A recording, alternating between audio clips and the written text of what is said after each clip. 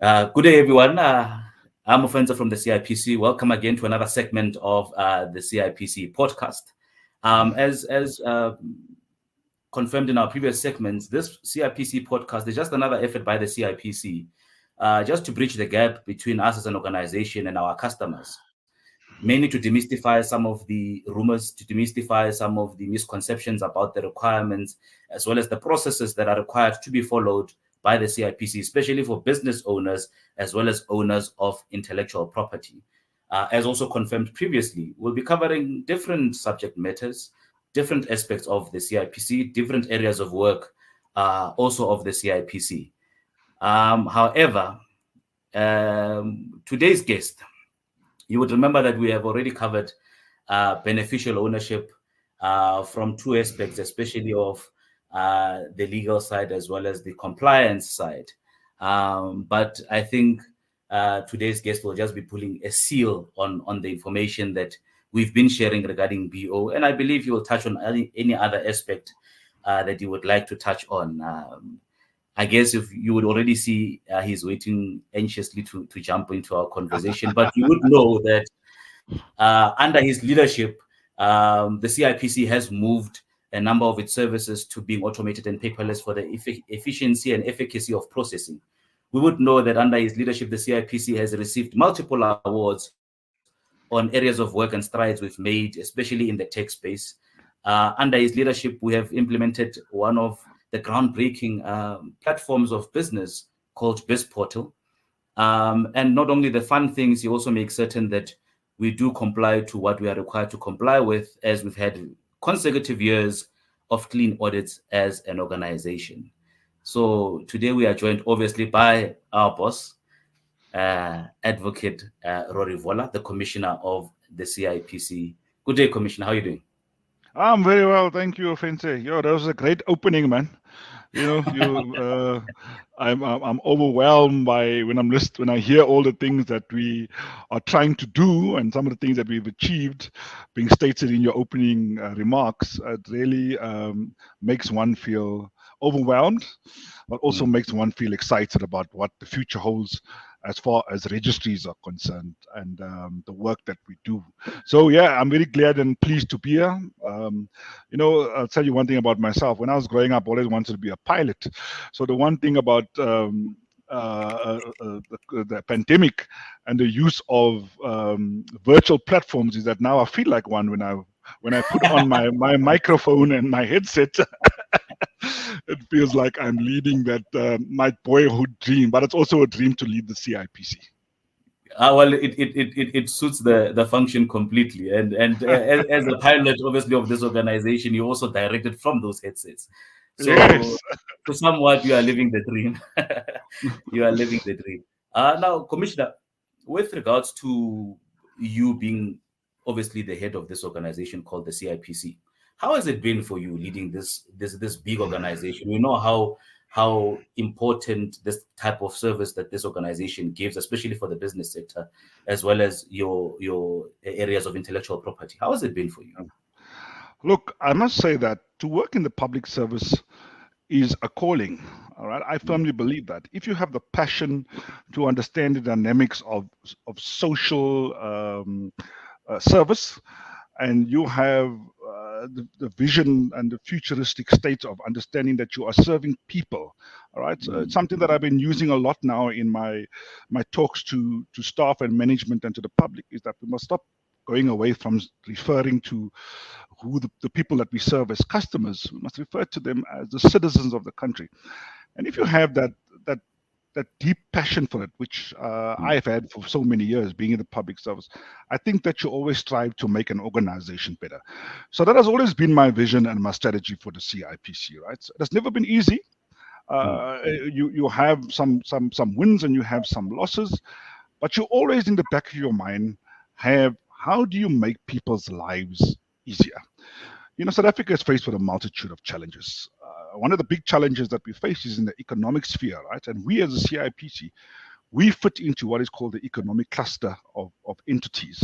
So it has always been my vision to make sure that we as an entity is a high performing one, so that the people of this country feel that they are serviced accordingly and that they are serviced with the quality and dignity that they deserve. That has always been what I've put at the heart of the work that we do. The one thing that I'm always also striving to do at the CIPC, all right, and I'm doing this for many, many years, I think you mentioned in the beginning, is the ease of doing business. And I would like to not touch on that too much because I think that is a continuous goal that we always have as a CIPC, making things easier, making them better, making them faster, having the turnaround times as quick as possible, but with the quality that people deserve. I want to touch on the fact that at the CIPC, we cannot only be seen as a registry, right? We must be seen as being a vital cog and part of the economy of this country and trying to grow the economy and transform it.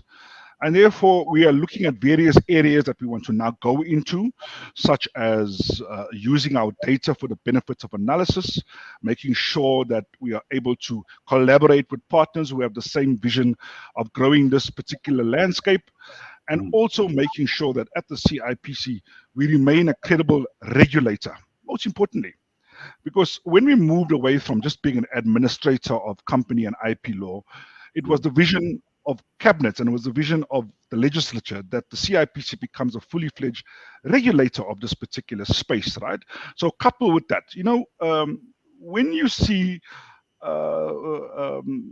jurisdictions that do well economically, right? Besides the fact that they have policies in place and they have a multitude of industries who contribute to the economy, the one thing about them also is that they have a multi-layered approach to how they regulate this industry and they regulate companies, right? Not to say that we must have an imbalance between regulation and ease of doing business. There has to be, they must be seen as part of this ecosystem, right? But I see the CIPC's vision of being an essential ease of doing qualitative business, coupled with being a credible regulator to improve on the corporate governance landscape of the country. That is my vision for the CIPC. Lovely. And some areas of what you've spoken about, Commissioner, it's been very clear with most of the talks, as you said, and most of your directives as a leader regarding how it is that we conduct business as an organization. I think you touched on a very sensitive point, an interesting point when you speak about the move between customers and citizens. Because we all know, I mean, there's a number of views regarding how you give services to customers and so forth. But once it is that you view customers as citizens and you understand that when dealing with citizens, it's a journey with no destination. So it means you always keep having to improve on your services and ways of giving that service. Now, Commissioner, in 2013, the CIPC implemented the Beneficial Ownership Register, or the BO Register, and the filing declarations of beneficial ownership. Perhaps from your view, what has been the significance of this implementation of a BO Register or the filing of BO declarations? Well, look, we had to close a deficiency, right? And when we were peer reviewed by the Financial Action Task Force, South Africa as a jurisdiction was found wanting on various aspects, right? Money laundering, terror financing, all of those areas, all those bad things, all right? All this criminality, we were found wanting as a destination of choice when it comes to financial matters, and particularly how we deal with financial crime. So with the review that took place, South Africa was placed on what is called the grey list. I think most South Africans know this now, but basically it's a bad list to be on, okay?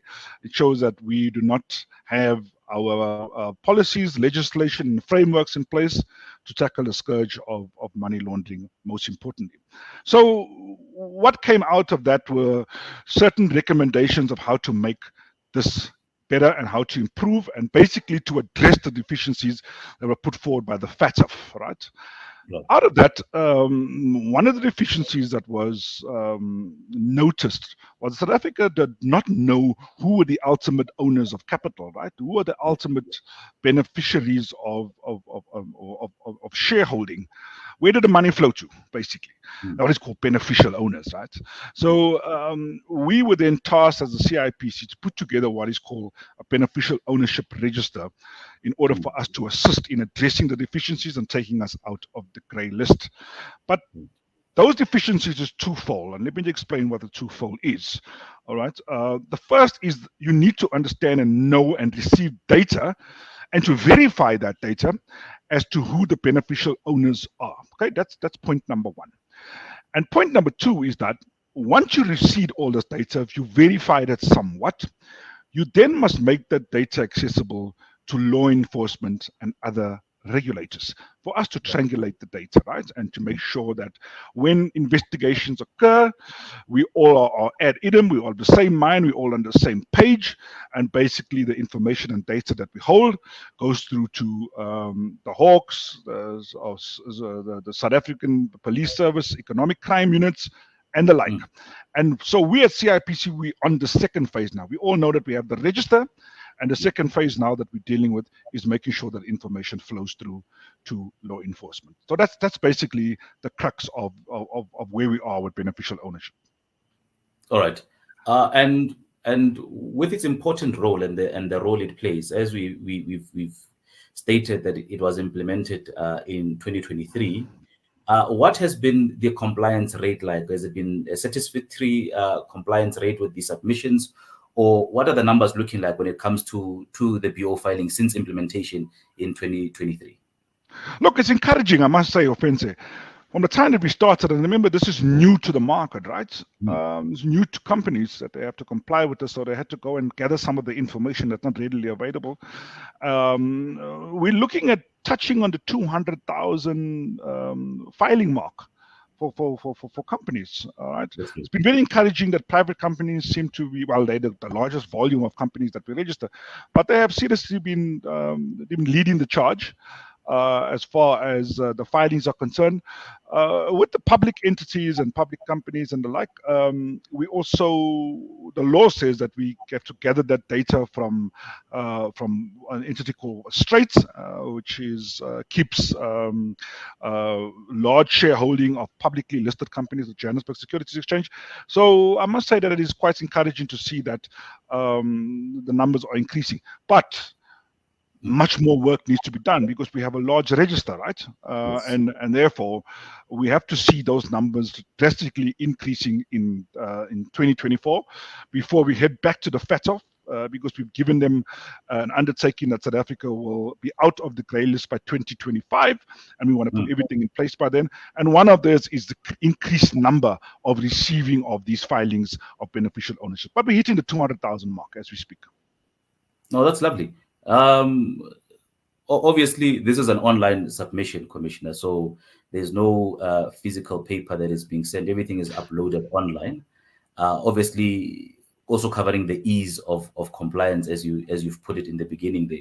But now, when you speak about the 200,000 mark that we've passed, obviously with submissions, are there any other strategies that perhaps the CIPC is looking into to try and encourage these filings to increase? As you have correctly mentioned, the bigger part or the bigger bulk of our companies that needs to be submitted are these private entities.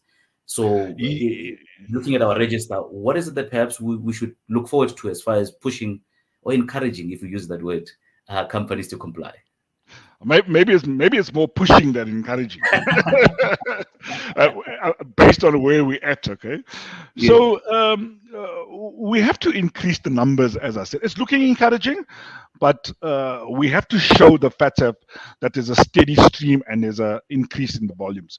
So we're going to have to come with a little bit of a new approach and a little bit of a bigger stick, as I say. Okay, and that bigger stick will be something called a hard stop.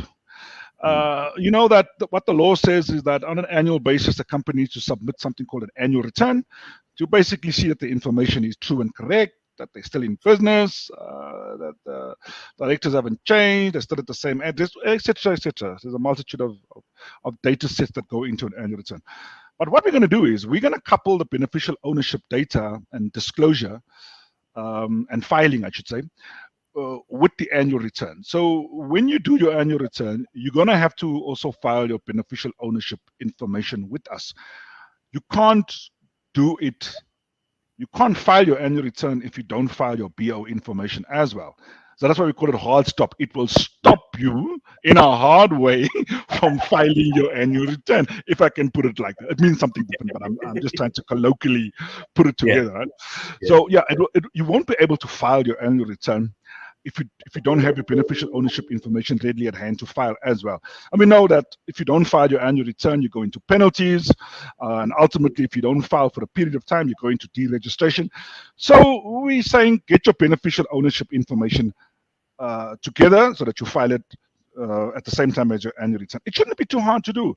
The majority of companies in South Africa are private companies, right, with very small beneficial ownership or shareholding. I can put it that way. And therefore, it shouldn't be too difficult to do. I don't think it's a regulatory burden. And the one thing that we've taken away from the big regulatory burdens, which is like large companies, is that you don't have to file that information with us. That information is kept by other entities like Straits, and therefore we get that information from them. So we've made the process easier. The law has made it easier. We don't want to burden the market with this information. But remember, the one thing that I always say, when I speak to my fellow regulators and when I speak to some private entities and private organizations who are also part of trying to assist in getting us out of grey listing, is that it must not be seen as a South African government problem, right? It mustn't be seen as a public service problem. It must be seen as a South African Inc. problem, right?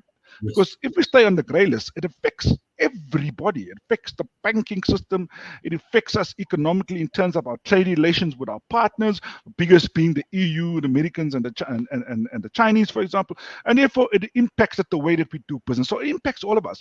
So it takes all our efforts, right, private and public sector, in order for us to get off this list. And therefore, we see that our efforts in applying a hard stop, getting the information in as quickly and as easily as possible, forms part of that system of getting us off this grey list. Oh no, lovely. Now, one thing that I would be doing an injustice, Commissioner, if I don't emphasize this point, that our citizens, our viewers of the podcast and all other social media platforms should understand how hands-on you are on a lot of the day-to-day running of this entity. And to prove that, just on the answer that you just gave now, what has the appetite been like from other industry regulators, from private sector, from other collaborative partners the CIPC has, in an effort to try and assist each other with this beneficial ownership information? Look, we at the CIPC, and this goes beyond grey listing, right? We work on something called a collaborative model. So we make ourselves and our data and our approach to making the lives of citizens better, our approach is that we will partner with anybody who has the same vision as us, right? Making things better, making things easier, making things more regulated, but not in a bureaucratic way, right? So when it comes to partners that we've approached, because I think I stated earlier that we need to verify the data, we need to triangulate the verification, and basically get to a true picture of who beneficial owners are. So we've approached entities like the Banking Association of South Africa. I first approached all the banks, by the way. I wrote to all the CEOs of all the major banks. I said to them, look, we can send you data. Please just verify that for us, etc. They said, look, yeah, let's centralize it and work through the association, which is BASA, right? Banking Association. So we approached BASA. We're getting somewhere. It's taken a bit of time for us to get there. Private sector are willing to assist, but they're also wary of legislative norms and what they need to comply with. They also, being private sector, have to be very mindful of looking at privacy. Privacy aspects of the data is vitally important, especially in the banking area, arena. But most importantly, we stress to them that when it comes to issues around money laundering and criminality and all the rest of it, the opposite must apply, which is full transparency, right? Knowing who you're dealing with. If they're going to use your banking system in order to launder money, wouldn't you like to know that? Wouldn't you like to strengthen that environment? And the way that you strengthen this environment is by the movement of data and verifying of data.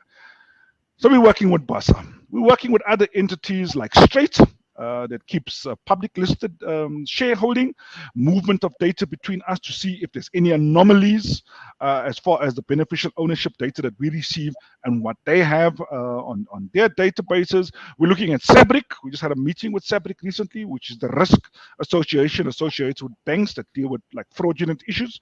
They're very happy to partner and to hold hands with us because they understand that this is a South African issue, right? Yes. Obviously, our major partner in this is the FIC, Yes. Financial Intelligence Center, which plays a very leading role in what is called the IDC, the Interdepartmental Committee on Grey Listing. They play quite a big role. You might have seen many media articles written about them. They're actually coming quite full force now against attorneys and real estate agents because we're trying to ramp up our regulatory part in getting information on the grey listing from these supervisory bodies. And we work closely with, obviously, SARS, right? The Yes. South African Revenue Service. So we have a multitude of partners. We're still in talks with other partners as well. In order for us to make sure that we have as many eyes as possible looking at this data, many interoperability amongst databases to pick up any anomalies of this data, and making sure that we have these exception reports that come out so that we can prove to the FATF that this is not a tick box exercise, but it is a well thought through, well entrenched, good policies and frameworks in place in order for us to make sure that we follow what the standard is applicable to grey listing. Oh, lovely. And in the introduction there, Commissioner, you also spoke about law enforcement. Has there been any strides regarding BO and the CIPC and law enforcement? Yes. Law enforcement, we have a meeting with them, a standing meeting every 2 weeks. We meet as a big group. They understand that as part of their role to play, that the data must flow from CIPC to them and they must have easy access to that data. We tried various models of as to how we can move the data across. We tried using something called APIs. It's going to take a little bit more time in order for us to sophisticate on that technology for them. CIPC is ready. We already have APIs. But what we're looking at now, and I just had a meeting yesterday on this, is that we're looking at a web service whereby they'll have a lookup functionality to the database of beneficial owners, and they'll be able to put in certain criteria, maybe the company name or the ID number of the beneficial owner or the name, various aspects that we are developing in order for have a lookup function, and they'll be able to access this data fully. So our relationship with law enforcement is a good one. They seem to have come to the party. Our IDC, Interdepartmental Committee, has numerous heads of law enforcement agencies and the prosecuting authority on that particular body that we meet. That body, because it's a cabinet instruction, is pitched at heads of entities, heads of regulators, heads of law enforcement, heads of prosecuting bodies, heads of departments like DGs and stuff. So it's really pitched at the right level, and therefore that is the reason why we're getting so much traction, and we're addressing the deficiencies in a very speedy manner. So the relationship, as you asked, with law enforcement is a good one. It's a good one. No, that's lovely. And I think it's also very important, obviously, as a regulator, to obviously have that good relationship with law enforcement, just looking at the functions, obviously, of the CIPC. But Commissioner, you, I mean, with most of your answers that you've been giving regarding our conversation today, the core part of it appears to also be data. You went into great length to inform that obviously we are looking at certain different ways of how the data that the CIPC holds can be used, shared, and all other manners of collaboration regarding data. And we do know that with compliance, as important as compliance is, the security of the data that is being held by the CIPC is also a very important aspect. Now, could you perhaps share with us what is the CIPC's view, especially on data, the security of data, and how data obviously will be applied or rather used as an organization? Well, that question of yours is very timely, Offense. People have been following the news about the criminality of accessing our data is concerned. No, and the multitude, I'm more than happy to speak about this, and the multitude of articles that have been written. Many of them is a little bit of la-la land. There's no element of truth attached into it, but journalists do what they have to do. And there's some articles which are definitely on the money. All right, so we take the security of our data extremely importantly. The fact that we are a registry ultimately, and that's our mandate, the protection of our data and making sure that it is most importantly have the best in class cyber tools available is something that we spend a lot of money on. Now, but we need to couple that with the law, right? So the law says this, is that the very nature of a registry is that data on that particular registry must be open and must be freely disclosed and must be transparent. That's what the law says. So many articles have been written now recently to say CIPC has disclosed the data of all the directors of companies and their addresses and whatever, a whole lot of hogwash. Because on a daily basis, Offensive, I sell that very data to anybody who asks me. I sell it to banks, I sell it to credit bureaus. Okay, well, I use the word sale colloquially, right? I move it across on payment of a fee, a legislated fee, not a profit, right? I sell it to individuals, I sell it to lawyers, I sell it to people in industry that want to do certain things.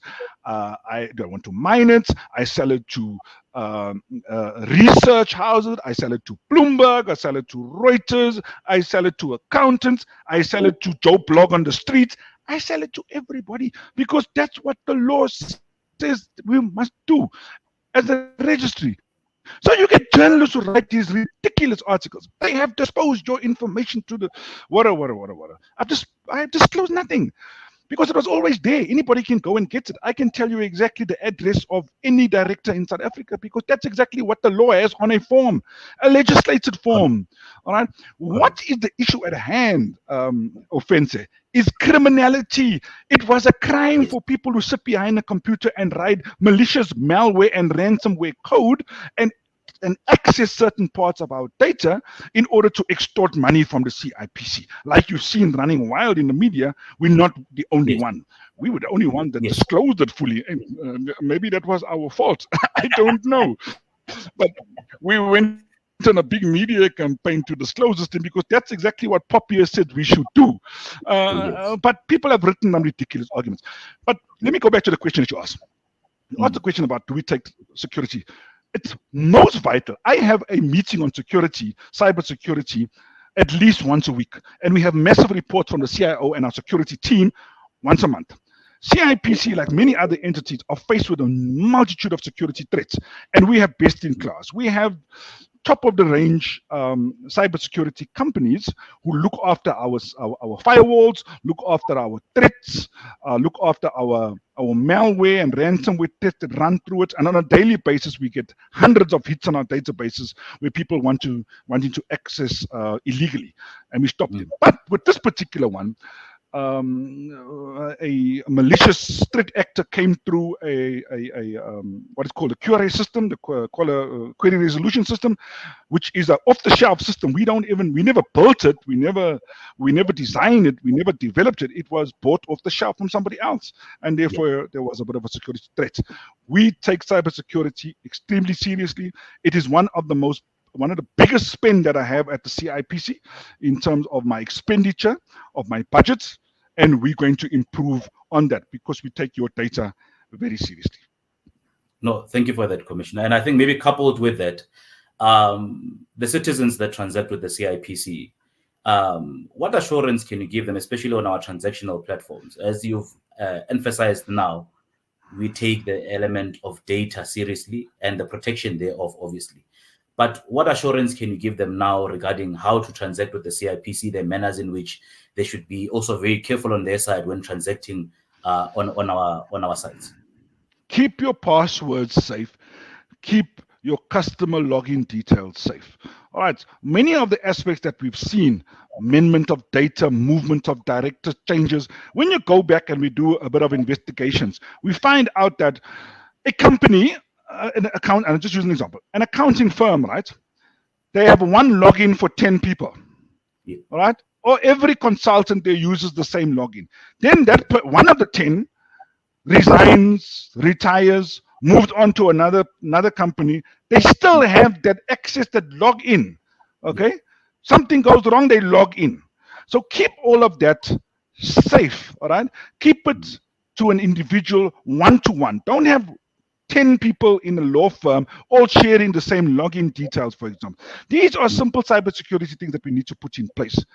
CIPC network is secure. CIPC's data is secure. Oh, I should have mentioned, by the way, that there was a whole run-in that we've accessed your data, your database of companies. We've had a report that I've seen last week of NZ that is not the case. A threat actor has not accessed our core data. All right, they've accessed one of 3 databases that we've got. 2 hold the vital data, Oracle and Informix, and that was never ever accessed because we've got a multitude of layers of security attached to that. But coming back to the question, make sure that you are able to secure your login, you are able to secure your passwords. You don't look at any email that seem to come from CIPC, whereby there's attachments that you don't recognize and clicking on those attachments. It's all simple stuff like that. But from a CIPC perspective, we are continuing to what is called hardening our environments, adding more layers of security. Just this very weekend, some might have noticed that CIPC was down for maintenance. We were putting a new firewall, a new hardened firewall. This was not in response to the ransomware attack. It was something that we were always going to do because we, on a continuous basis, look at our cybersecurity and improve on that environment. No, lovely. I think with those assurances, Commissioner, it should be very easy and clear that CIPC's role in being able to make its services easier and simple is also the efforts it takes in protecting how it is that it does its business. So we really thank you for that. Now, without taking too much of your time, Commissioner, as it has become accustomed to this platform, that when we reach the end of any conversation, I allow our guest to give a parting shot. And the parting shot is open-ended. It is entirely to your discretion. And I would be doing an injustice and a possible pay cut if I don't afford you the same opportunity. So at this end of our conversation, what would your parting shot be to either CIPC officials, be it our citizens out there that transact with us, or even industry? And that's obviously open to your discretion. CIPC is open for business. We with these attacks that we had and the cyber issues, we had to unfortunately add multitude layers of verifications, which I do apologize for. When I respond to industry who request meetings with me, I do say to them, we have to apologize for some of the downtimes that we're experiencing, some of the additional layers of security that we're putting in place, like the verification models on the customer registration that we're putting in place, the stuff that we did on director amendments to put in an additional layer of verification on place. But this is because as a moving environment, right? As a jurisdiction which has to place a lot of emphasis on the integrity of our data, we unfortunately have to put sufficient and greater safeguards in place. That comes with complexity, right? And it also comes with a bit of technology challenges, but we'll get there. We'll overcome that. If you look at the director amendments process, my mailbox has never been so full over the end of December into January because of the multitude of complaints that I received. And as of now, I receive very few because as technology grows, as our development matures, as we fix some of the deficiencies in our development, as industry gets to know the process properly, because the one thing that we must stress is that please be part of our webinars, please be part of our media campaigns, please be part of our education activities, so that you know exactly how we are expecting to do things with our partners and our citizens, right? And therefore, all I can say is that please bear with us through this. We will get there. We'll get back to the award-winning ease of doing business champion organization. Every organization goes through ups and goes through downs. I'm not going to make any excuses for that. We will get there. We open for business. Thank you very much for that. And that is the big boss, Advocate Roy Vola, the Commissioner of the CIPC. Commissioner, thank you for your time. Thank you for demystifying, obviously, some of this information. And I think it's very integral that it comes from you as the head of the organization. And I think we will knock on your door quite a few times regarding this podcast. I believe as a leader of an organization, the public obviously likes hearing from you too. And I think with different aspects, we'll continue having conversation. Thank you very much for tuning into the CIPC podcast for today. Very informative, very progressive, and very assuring. Till our next segment, just know that the CIPC is open for business. As we say, it's your business and it's our focus. So continue doing business and we'll continue focusing on you. I think we're out. Thank you.